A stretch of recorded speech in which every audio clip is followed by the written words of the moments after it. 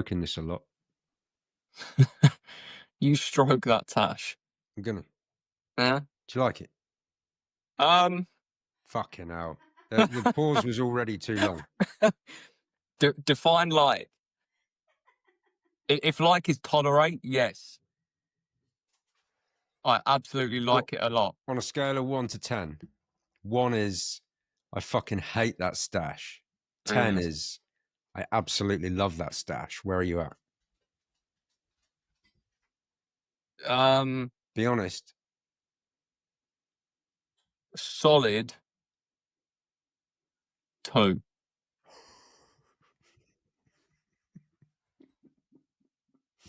But look, it's your face accessory. Who am Why I a to 2? judge? Why a 2?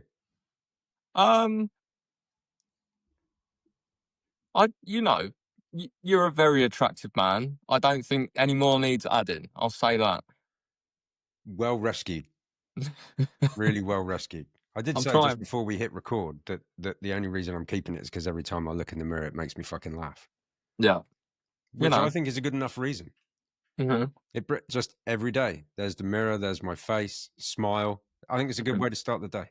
What does the wife think? Not keen. Not keen. From a tickling her face sort of perspective, from a looking at it perspective, what does she not like? I'll say this. She came out of the bedroom the other day. I was at the bottom end of the house down the hallway holding a cup of coffee, and she came out the bedroom and looked directly at the stash and pulled this face. She went literally like this. So I think that probably says it all. You know, the picture speaks 1,000 words. Yeah. She doesn't. She's not on board. No. No. There we go. So I'm keeping it. So you're keeping it because you just want to repel her. She's just on you too much. It's just, dude, it's like a demonstration of defiance. You know, Yeah. I've always had a problem with authority, and this is just my latest incarnation of how I rebel against the establishment. It could backfire. We'll probably cut this out of the podcast, but she could retaliate in a very obvious way, unless she could start growing hair in places that you don't like. Fucking hell, that's not where I thought you were going to go with that statement. Well, I was talking about the armpits. What are you talking about? One of those fucking Veet strips on it. Anyway. Right, we're going to cut all of that. What are we talking about this week? Good topic this week. We're going to talk about the difference between 1% salespeople and salespeople who feel like they should be operating at a higher level but aren't.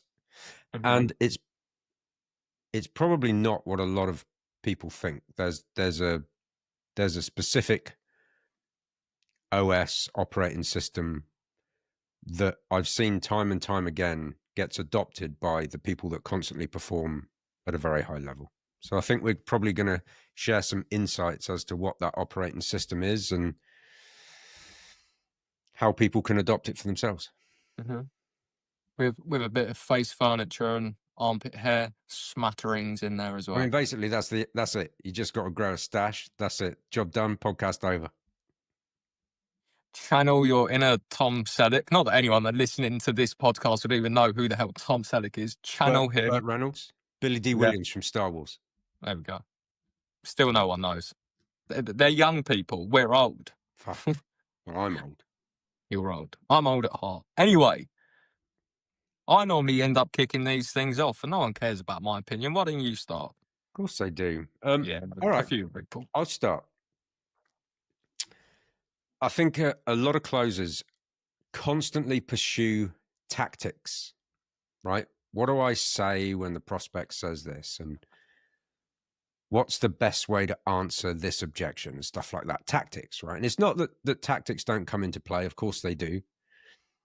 But the best tactics in the world will fall flat if they are delivered in a way that isn't in alignment with who that person is. So let me give you an example.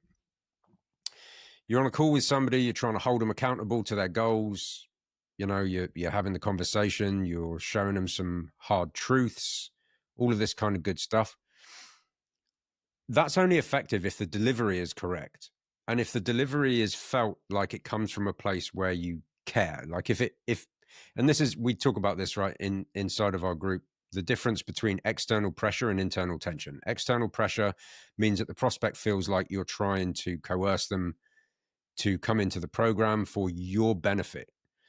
Internal pressure is when the prospect feels like you are trying to do the right thing for them. Okay. And that really has got a lot to do with energy, how that is delivered.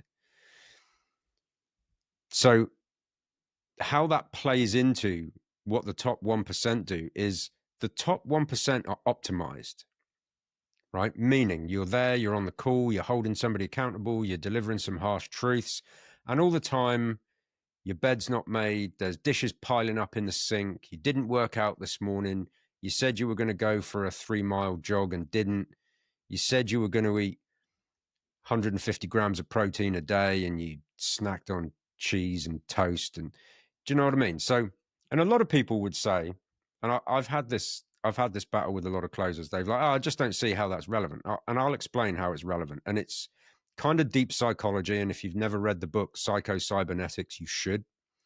Written by a guy called Maxwell Maltz. And it describes how all of us are where we are in the world because of how we see ourselves. So if you're a fat dude, like I was,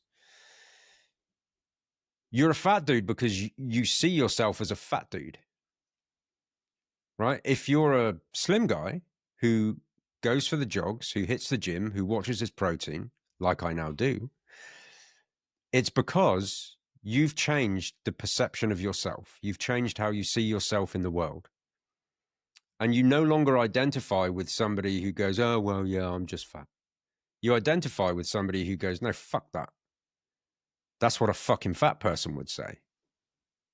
Right? So it's about how you can't act a certain way without being a certain way. Or at least maybe you can if you're Leonardo DiCaprio, but you know, most of us aren't Leonardo DiCaprio. So optimizing yourself, having what Cole used to refer to as a high say-do ratio, which means if you say you're going to do it, you've got to fucking follow through and do it, because otherwise your brain knows that you're lying to you. Your brain knows that you're lying. It knows that you're faking. It knows that you're pretending. And it has an uncanny way of reminding you of that right when you don't need it to, which is usually when you're trying to close somebody. And your brain goes, yeah, but you're a piece of shit. And you're like, oh, and all of a sudden the message that you're trying to deliver, there'll be like, the prospect probably won't pick up on it consciously, but subconsciously they'll be like, something was just off about that guy. Didn't like him, didn't believe what he was saying. You know, because human beings are conscious animals, right? We pick up on shit like that. Again, not consciously, but subconsciously. So, dude, one of the biggest things is to make sure your shit is optimized. And I cannot tell you how many closers, how many setters have optimized themselves mentally, physically. They start taking care of their environment. And all of a sudden, their close rate starts to go up. Their set rate starts to go up. They haven't changed the script. They haven't learned some, you know, diamond fucking objection handling framework. It's just that they optimize themselves. So now when they're delivering a message, when they're delivering an objection handle, it's coming from a place of authenticity. You know, and anybody listening to this, think to yourself, have I ever heard something? I'll give you a good example, right? I was listening to, I don't know, I can't remember what it was, maybe a podcast, maybe a YouTube video about flat earth, right? Now, I find that shit funny as fuck. I just think, like, who actually thinks that? Right? Like, is there anybody out there that actually believes it? Anyway, I was listening to this, watching this video or podcast, I think it was. And this guy was a flat earther. And it wasn't what he was saying, because he couldn't back it up with any kind of science or anything like that. But dude, he was so fucking convicted. He was so convicted that I started to go, fucking hell, maybe I'm the idiot. Quickly shook it off, obviously. But that's what conviction will do for you. it will make the person on the receiving end question their own, like, maybe I'm wrong. Maybe I am wrong. So that's why conviction has to be high. Conviction cannot be high unless you're optimized. And if you aren't optimized, the person you're speaking to will get a little sense of, yeah, I don't know. I think this guy's full of fucking shit. Mhm. That's my 5 minutes of Yeah, why optimization is important. Shoot. I couldn't agree more. And it's the reason why when we were putting together our community, I put together a whole module on performance optimization. Fire module as well. Absolutely fire module. And it's the stuff that, yeah, people just don't associate stupidly with performance, especially in the arena that we operate, high ticket sales. Now it comes down to my skill set, it comes down to my ability to say particular words at the right time, to reframe, psychology, all that good stuff. Of course, that is important. But if you are not optimized in yourself, a really easy example, right? Have you ever forgot to brush your teeth in the morning? Yep. And then you go out in the day and all of a sudden you realize that, oh, my teeth feel like fuzzy. Got them Have I got fuzzy like teeth. Yeah. food in my teeth? And then just suddenly you feel icky and horrible and off. That is something as small and stupid as forgetting to brush your teeth. Now, let's say something, a bit higher tier, like you went to bed at 1 o'clock in the morning, you woke up at 6 o'clock, having gotten up at 3 o'clock to go for a wee. So collectively, you've had 4 hours of sleep, maybe 30 minutes of deep REM sleep. So you are operating nowhere near your optimal frequency. So do you know what? The first couple of hours of your day, you might feel a bit groggy, you have coffee to prop yourself up, you feel like, yeah, I'm doing good. 1, 2 o'clock comes, absolute crash. Your cognition is shot. Even simple conversations feel like a struggle because your brain is searching for the answer. That's not sleeping well. Now you put on top of that, well, I've only drunk coffees today, which are diuretics. So they're not hydrating. All right. It's like 99% water, but it purges water from your body, right? And you have the caffeine drop. It has a half-life. That kicks in. So if you're not hydrated, again, the performance optimization module, I broke it down. Like even 2% being underhydrated, the effect that it has on you going down another 2%. That's sleep and water. Now let's say you're not exercising. Now let's say you're not eating a good diet. Like you said, you're not getting your 150 grams of protein. The really simple way to think about it is, think of it like a science experiment, right? If the outcome of the experiment we were trying to get is that the prospect closes, that we sell them, we sell the transformation, we facilitate that. Why would you not control every variable in that experiment to try to guarantee the highest success rate of the outcome? Yeah. Because the skill set is, assign whatever number you want to it, 20, 50%. If the other 50 to 80%, which is the internal work, showing up as the best version of yourself to, with conviction, help the person on the other end of the Zoom become the best version of their self, how the hell do you do that when most of the variables have been ignored? Yeah. Yeah. 100%. And dude, the big one that a lot of people overlook is sleep. And I remember watching, can't remember the dude's name.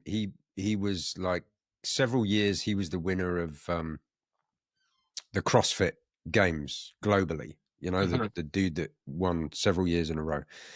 And I remember watching an interview with that guy just because I'm interested in, high performers of all walks of life. Right. And I'm watching this interview and they said, what's the one thing that you shifted that made the biggest difference? Straight away, guy didn't miss a beat, just went sleep. And they went, all right, tell us a bit more about that. And he went, sleep is like, it's a cheat code. Getting the right amount of sleep, the right amount of REM sleep, optimizing your schedule. So every single night, and I started to do this, and honestly, dude, it made a massive difference. I go to bed at the same time every single night, 10 o'clock, not a minute before, not a minute later. That's when I go to bed. I will typically get between 6.5 and 7 hours sleep. I will wake up exactly 6.5, 7 hours later, naturally. right? And I've tried getting 8. It just doesn't, for whatever reason, it just doesn't work for me. It doesn't optimize me anymore. If anything, I feel slightly groggier if I get too much sleep. But I will now, I'm in such a routine that I will wake up 6.5 to 7 hours later every single morning. Naturally, no alarm clock fucking getting me up, none of that. Just wake up naturally with the dawn. And dude, it made the biggest difference to how I think, to how I feel, you know, mentally, physically, everything. And that dude was right. Sleep is an absolute fucking cheat code.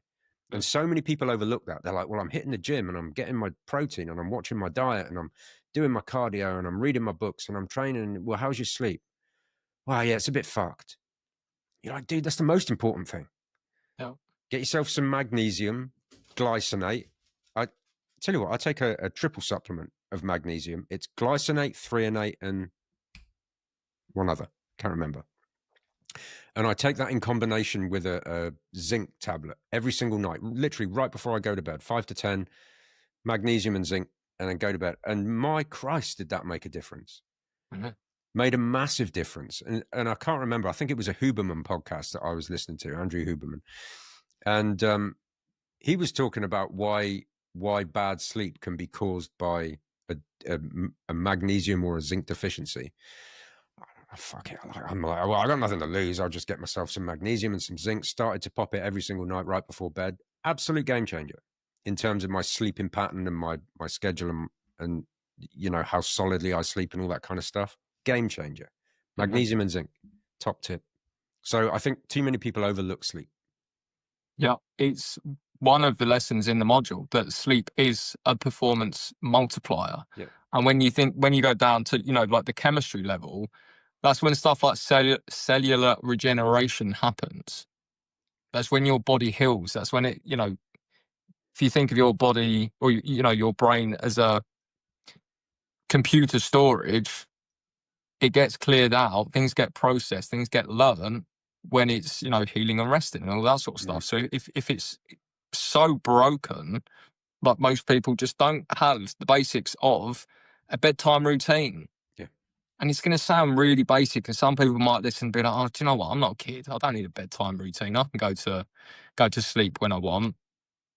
Honestly, like you said, it's just such a cheat code. Just having such a simple routine of, do you know what? 10, 20, 30 minutes before bed, I'm going to put on some blue light blocking glasses. I'm going to turn off the screens. I'm going to start shutting my brain down, so that when I actually get into bed, I don't lie there for an hour, just, you know, cogs turning, thinking about everything that happened in the day, thinking about what's happening tomorrow, thinking about everything bad that's ever happened to me in my life, depending on, you know, how busy your brain is. Just switching off and being able to get that rest that you need. Yeah. And again, you don't get that rest that you need. What typically happens? Well, you're going to be quite reactive because you're short and you're groggy. So let's say it comes down to an emotionally charged discovery or objection handling, and because you're not optimized, because your sleep was off, you're reactive. Well, I need to go away and think about it. Well, what do you mean you need to go away and think about it? Fucking sail gone. Yep. Okay, no problem. Appreciate you need a little bit of time. What is it you need to think about? But because you're undercharged, you show up reactive. Like you said, a lot of it is subconscious communication, right? And you won't even realize it at the time. You'll probably come away from that thinking, no, I did really well there. And then you go back and watch it the next day after having a good night's sleep. You're like, why did I, oh, what, you know, they said something in Discovery. And I've done this before. We've both done it, right? Where you've reviewed your own sales calls or other people's sales calls, and they've told you something in Discovery. But let's say you have had a bad night's sleep. You were under-optimized. You hadn't eaten a good diet that day. You hadn't drunk enough water. They've given you all the ammunition in Discovery. You get to the objection handling. You've just forgotten it. Yeah. And then you go back and watch. You're like, oh my God. How did I miss that? How did that slip out? That was massive. But because you are not optimized, you've lost the deal. Yeah. And hydration for the same reason. Hydration. You know, I try and get 2.5 to 3 liters of water every single day. Now, apparently my PT says this counts as water because it's green tea, decaffeinated, no sweetener or anything. So it's like, and green tea is full of antioxidants and stuff like that. So Honestly, I find it really easy because I really like green tea. I find it really easy to get my 3 liters in because I just chug these all day. Yeah. You know, so and that I found made a big difference to how I perform as well. Just being hydrated. Mhm. And something ridiculous. You'll know better than I will. Isn't it something like even a 10% dehydration affects anything up to 20% of your cognitive ability? Are those are the stats? Don't quote me on that. Something like that. The difference between being, like I said, so I'll see if I can find the actual stat. I know it's a big difference. Just a slight amount of dehydration can affect performance by a huge amount.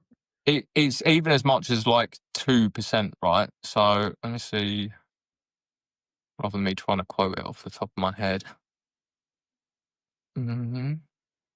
Everybody amuse yourselves Everyone amuse yourselves, all cut whilst we this. fact check ourselves. Yeah. Right. So this is what we've got in here, right? 100% hydrated. Your brain signals fire fast. Your mood and memory are solid. You feel calm and sharp. Going down to 98% hydrated, you start feeling tired, scattered, and irritable from being 98% hydrated. Just Right? 3% difference. Yeah. So our bodies are what? 75% water. So you take away 2% of what you should have, it's massive effects. Coming down to 96% hydrated, you start forgetting things mid-call, you struggle to listen and pay attention, and your emotional control drops. That is 4% less than optimal hydration, right? Coming down to, how far did I get with it? 94%, start getting headaches, dry mouth, low energy. Your nervous system actually starts taking a hit.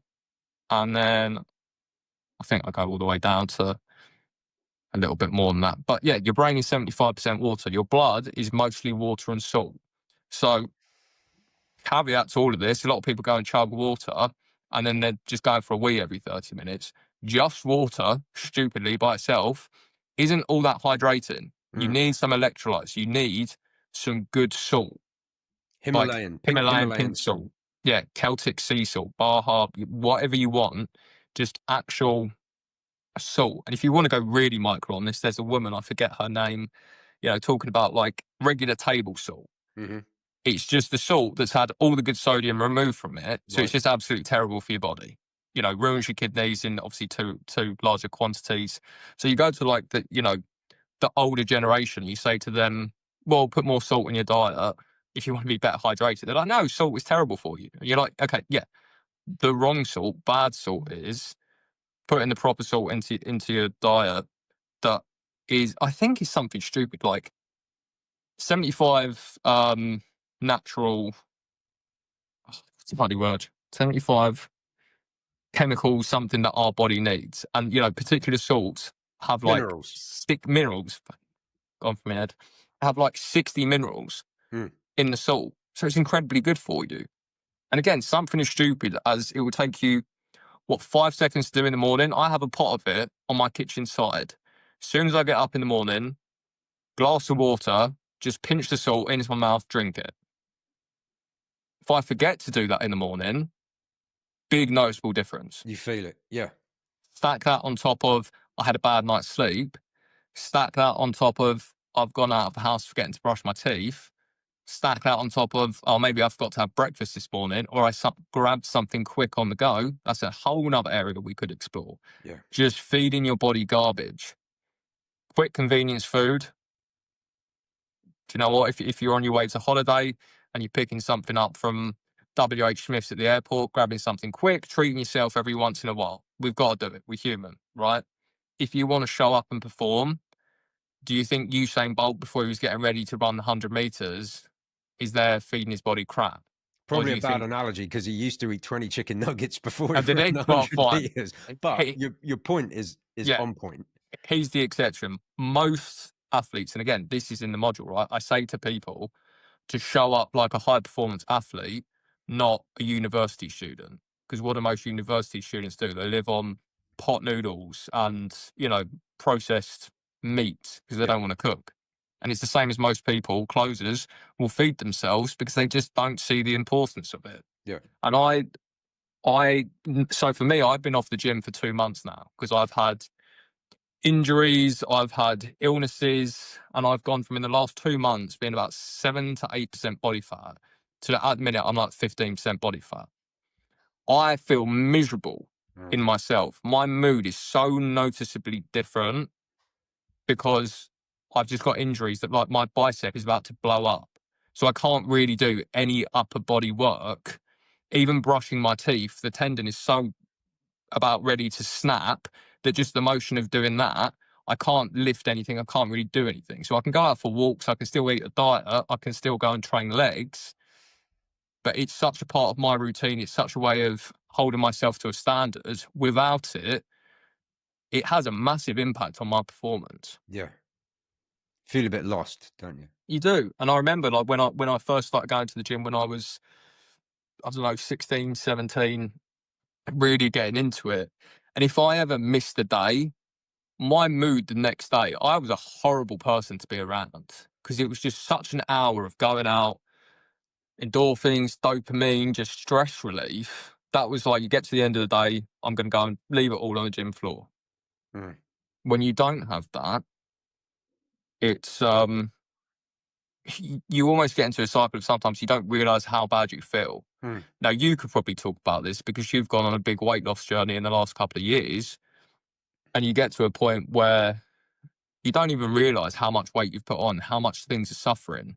And then all of a sudden you look at yourself in the mirror or someone shows you a picture and you're like, fucking hell. Yeah. Well, that picture I showed you Who the other the day, I showed fuck is everybody in the that? group that picture of me from a couple of years ago. And it was fucking Yeah. horrendous, dude. Yeah. But when you see It's just, yourself every day, you just don't, you don't really notice it until, you know, somebody fucking says something, you know, bring back fat shaming, because yeah. it worked wonders for me. It took my wife saying to me, babe, you know, I love you no matter what. I don't want to see you with diabetes or in an early fucking grave. Mm. And I was like, oh shit, I got to do something about this. And it's been a journey, you know, but and here, I think here's the thing, dude, is like, nobody's saying you've got to live like a fucking monk, you know, but it's the 80-20. So long as you're optimized 80% of the time, nobody's saying don't go out on Saturday night and have a few beers. Nobody's saying don't have a few slices of fucking pizza. Like, you know, it's not about trying to be a performance athlete 100% of the time. But it does mean that if you treat your position as a closer or a setter or whatever it is, bearing in mind we exist in a high performance environment, if you treat that job like a high performance person, if you start thinking, what would somebody, Usain Bolt, use the example, how does he optimize himself most of the time? Well, dude, he's getting the right amount of sleep. He's drinking the right amount of water. He's getting his electrolytes in. He's hitting his protein goals. He's training. He's sleeping. He's drinking. He's eating. He's doing all the things. And the reason is because that's literally his career. Being optimized and being at peak performance is literally what makes him money. Well, fucking newsflash, it's the same for you if you're a closer or a setter. Being optimized is what makes you money. So why wouldn't you treat that shit with the credibility it deserves? Yeah. Have you ever heard Lewis Hamilton talking about, I can't remember the exact weight, something like if he was a certain amount of pounds heavier, he lost half a second in a corner. Yeah. Something like that. Now, he's in a Formula One car that weighs like, 100 kilos. They're ridiculously light. Obviously, again, they train like athletes because they are. Yeah. Although they're sat down, it's still a very physical, mental performance, right? Even something as stupid as a couple of pounds. Yeah. He would lose half a second in a corner. Over the course of, 20 odd laps that they do, that 1 second in a corner compounds. And that goes from him being, top of the podium to absolutely nobody, somewhere down the bottom of the table. That's how micro you can go. And again, there may be people that listen to this and be like, do you know what? It's a bit overkill. I'm doing all right. Maybe I'm doing like 5, 10K a month. I'm happy with where I am. And if you are, do you know what? All power to you. The way I would look at it is, if we had the ability to make life-changing amounts of money that you don't really find in other career paths, you could retire yourself, your family, use this as a vehicle to go and invest and create generational wealth, why wouldn't you become a little bit monk at the same time? Why wouldn't you go, I'm young enough, I'm ugly enough, I've got the motivation and drive to double down hard and go out there and do everything in my power, even if that did mean, forget the pizza, forget the beers, forget going out at the weekends. Maybe I'll do that every couple of months, every 6 months, right? For the next 2 years, I'm going to set myself up for the rest of my fucking life. Well, think I about don't it. think that even sounds like a sacrifice. I think that sounds like a fucking insane Well, it's opportunity. just a solid investment, isn't it? If let's say you're doing 10K a month.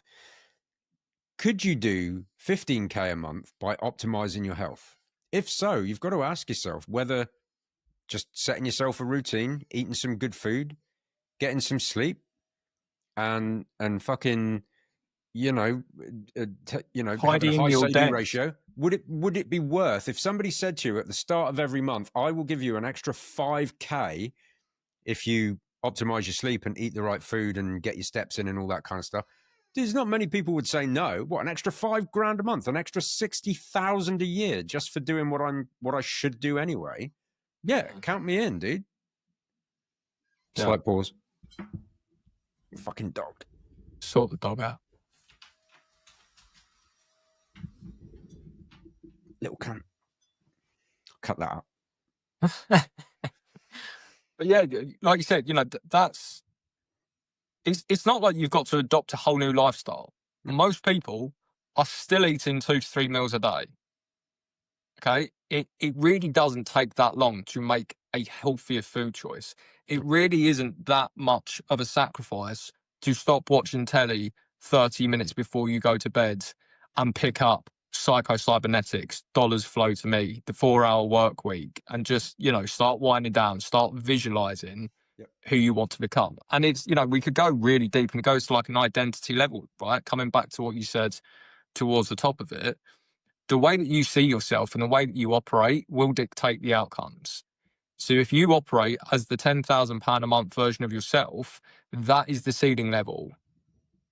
If you are willing to, like, again, coming back to like the overweight person, right? The overweight person doesn't start becoming fit by going to the gym and eating the food.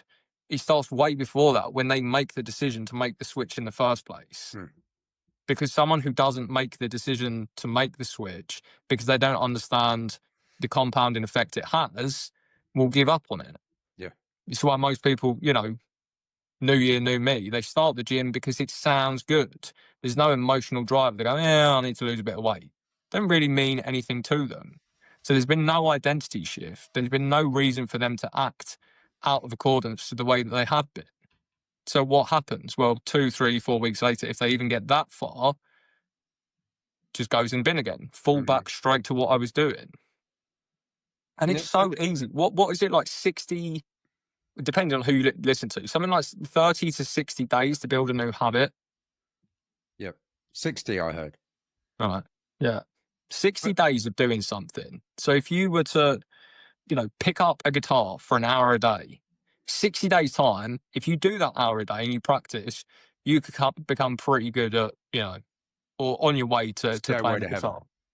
Stairway to heaven. If you go to bed every day, you just set an alarm at 9:30 that says wind down, go to bed. You set an alarm in the morning, you put a sticky note on the fucking fridge that says salt water.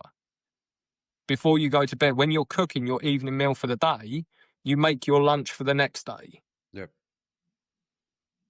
Little habits that compound and can have such stupidly massive effects. But we both know closers who, in the grand scheme of things, right, if you were to put them on some brain master intellectual thing, they're not really topping the chart. They're not super, super intellectual people.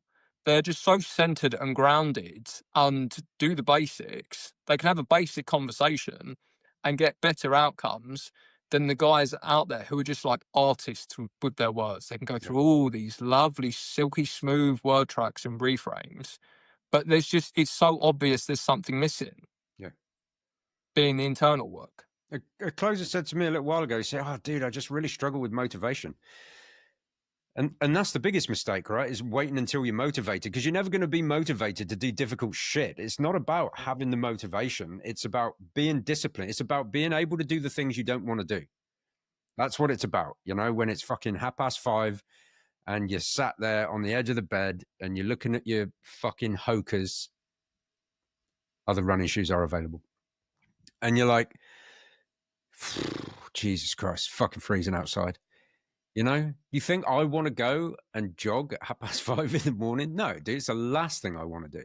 But if I waited until I was motivated to do it, I'd never do it. So it's about having the discipline to do it rather than thinking you need to be motivated to do it. You're never going to be motivated to do it. No. Do I want to eat a greasy smash burger over, you know, a healthy chicken and rice curry or something? Yeah, of course I do. I love smash burgers. Smash burgers are my favorite.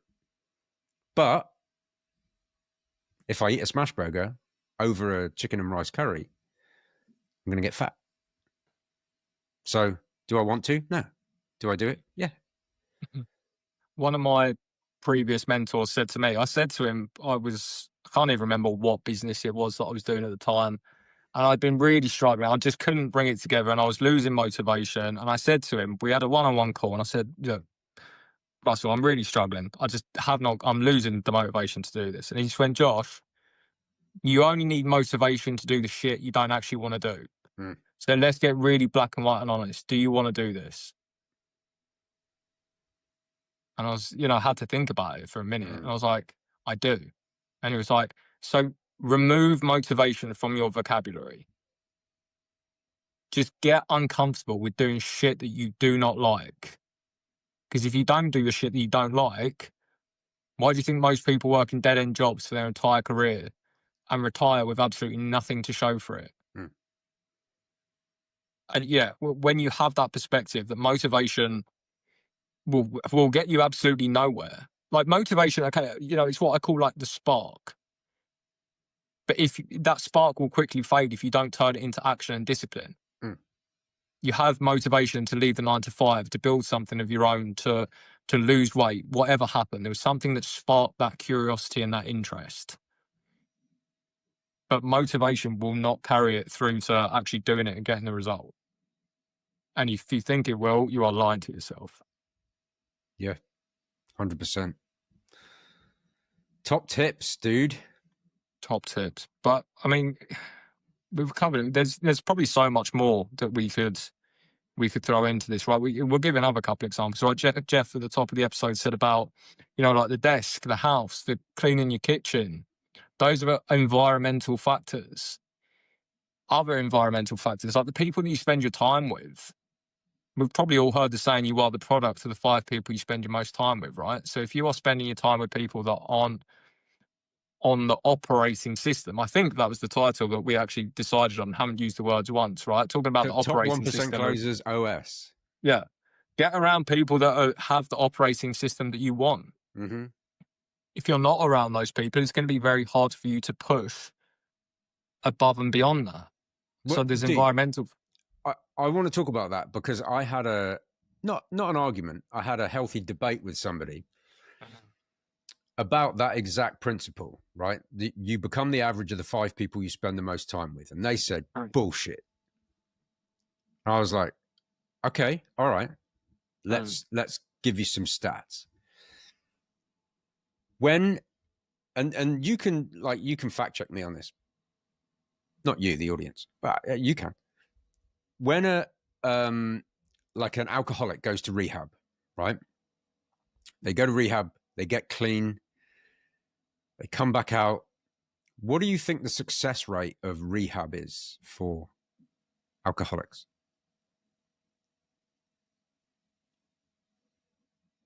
I mean, the optimist side would say hopefully high, but considering you're turning the story, I'm going to say it's on the other end of the scale. 95% of all people that come out of rehab, I think it's 95%, end up relapsing. Right? Now, the stats from the Vietnam War, maybe you don't know. If you don't know, a load of the soldiers in the Vietnam War got hooked on heroin because the Vietnamese would leave heroin around, and the soldiers started to use heroin, and like a huge amount of the soldiers, the Americans, the guys that came back from the Vietnam War, were heroin addicts. What do you think the success rate of rehab was for those people? I mean, heroin's up there, isn't it? Arguably a more powerful drug than alcohol.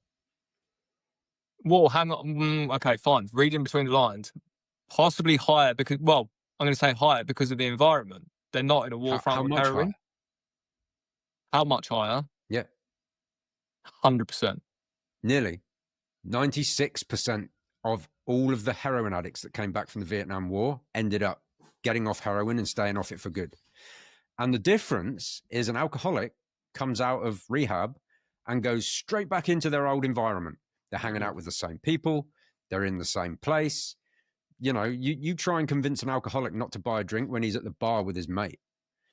But for the soldiers that came back from Vietnam, they were no longer surrounded by heroin. They weren't friends with people on the street that can get it. They weren't like quote unquote junkies. No. They were back to a loving family. They were back in in their houses and surrounded by people that would be like, dude, what the actual fuck? So 96 or 97% success rate of rehab when the environment was changed. 95% failure rate when the environment stays the same. Either way, doesn't matter which way you slice it or dice it, your environment makes a massive difference to your habits, to your skills, to how you see yourself in the world. Huge, massive difference. And it's one of the easiest things to change. Like if you're, I tried to do the best for my two boys, raising them. And one of the first things I instilled in them is your environment is everything, absolutely everything. So if you don't like the direction your life is taking, take a good, hard, honest look at your environment and the people you're spending time with and change it. Change it for a better group of friends. And fortunately enough, both of them have amazing friendship circles. Both of them are really solid, really grounded lads who work their asses off and do a great job. And I think, dude, it's huge. Environment is everything. I can speak to that firsthand. So I think I've spoken about it on here before. It might have been in our group. I started my first business when I was 18.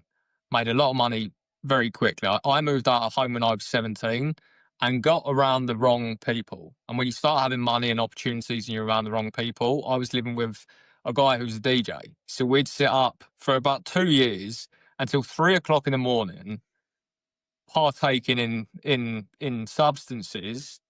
And that was my life for 3 years, and I hated it. But it was this constant cycle. I'd get to the end of the evening of like, I'm never doing that again. It's a waste of time. It's a waste of money. It's affecting my performance. I don't like myself. I'm fucking, paranoid about everything all the time. And then it just becomes this habit. If you get to like 6 o'clock the next day, you've got nothing to do. So you're like, should we jump in the car then? Should we go see Keith?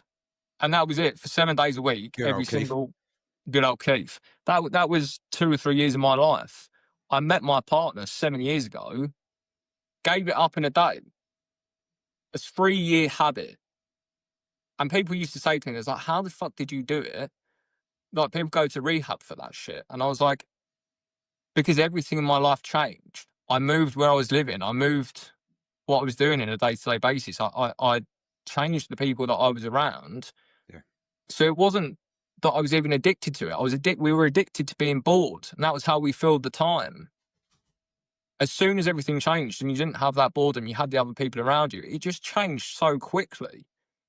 So that, that's my personal experience, right? And it's, coming back to another area that you could debate, I don't think you really can debate.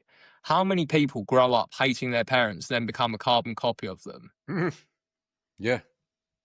Well, why do you think that is? Because for 15, 16, 17, 18 years of your life, you grew up with your parent.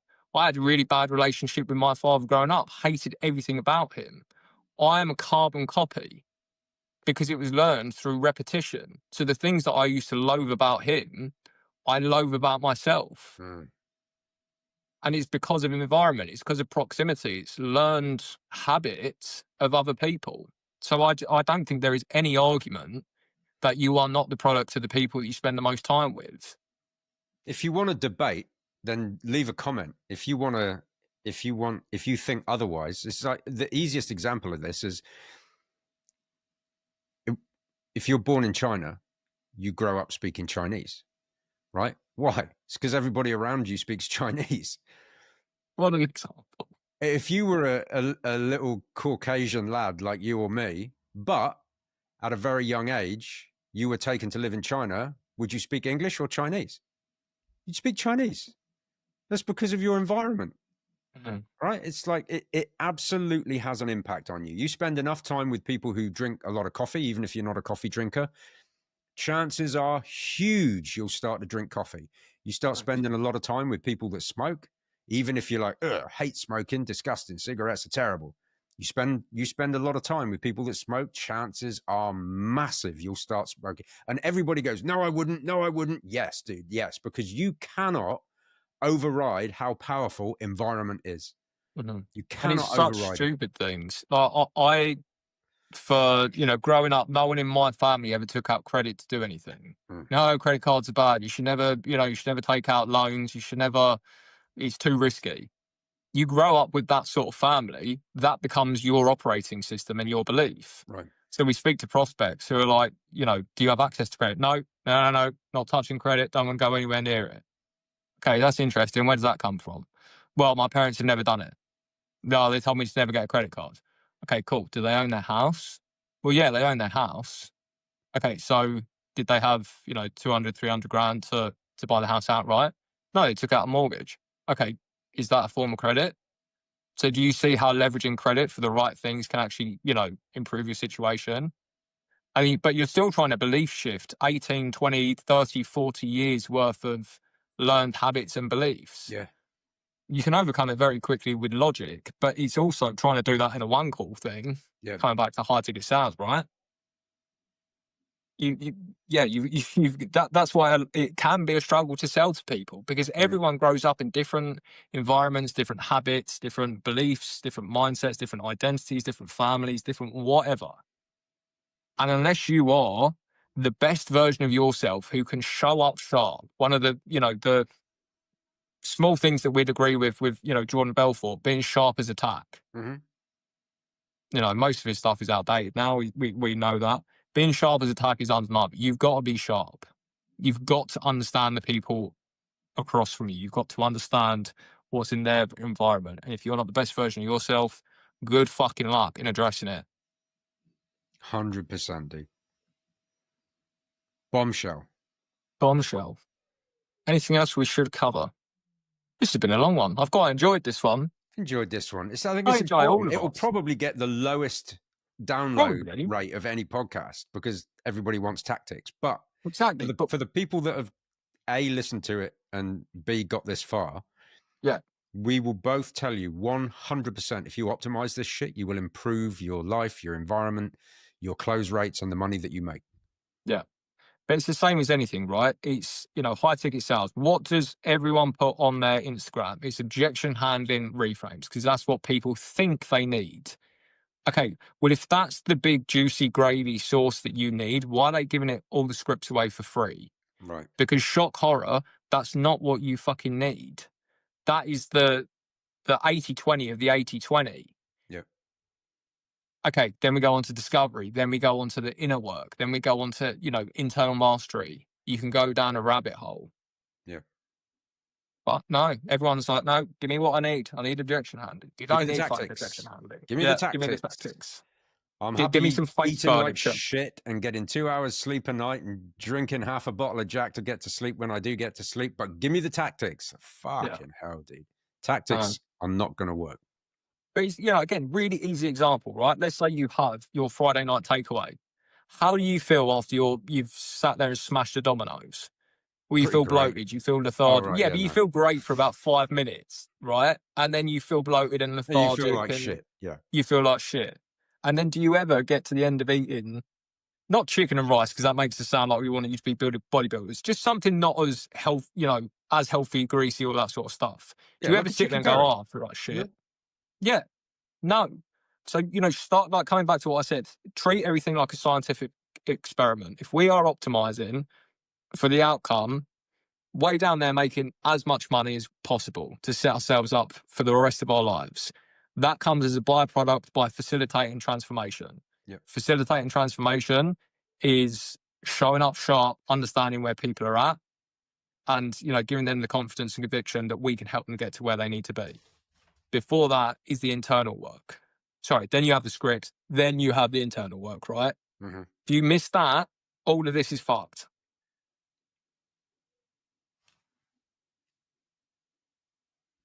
Mic drop. Blue tack drop. Blue tack drop. That's our thing now. Blue tack. We're drop. bringing blue tack back. And the Mo back. The Mo and the blue tack. The Mo and the blue tack. Right, brother. No, we'll bring the blue tack. We'll leave the Mo in November. I might not.